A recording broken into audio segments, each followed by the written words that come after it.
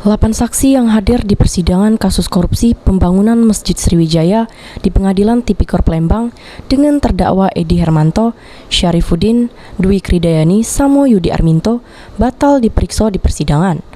Majelis Hakim pun merintah untuk saksi yang hadir yaitu Richard Cahyani, Angga Aryansyah, Basarudin, Ardani, Syahrullah, Zainal Effendi Berlian, Mudai Madang, Lumasia, untuk datang lagi di sidang berikutnya yang dijadwalkan digelar Selasa depan di Pengadilan Tipikor Palembang.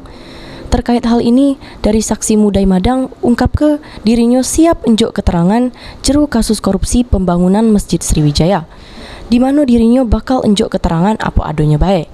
Sudem itu bakal buka-bukaan kate yang nggak ditutup-tutupi jero kasus ini. Khususnya aku udah hadir. Insya Allah minggu depan ya hadir. Ini kan digelar sidang ke harapan Mana? Ini kan masuk persidangan ini perkara ini. Nah. Jadi suatu harapan dari pihak yayasan gimana kan? Biar faktanya Ya supaya cepat selesai lah. Kan kita kan tak kalah berlarut-larut.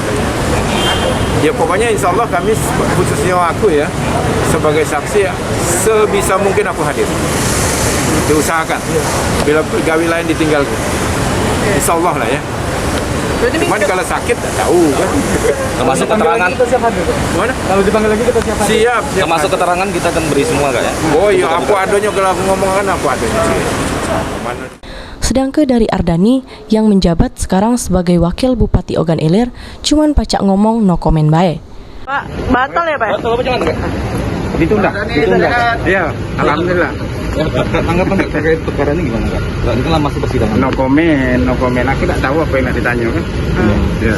Ya, tapi kita siap kalau dipanggil jadi saksi lagi ya? Oh, itu kan kewajiban kita ini kan harus memenuhi panggilan.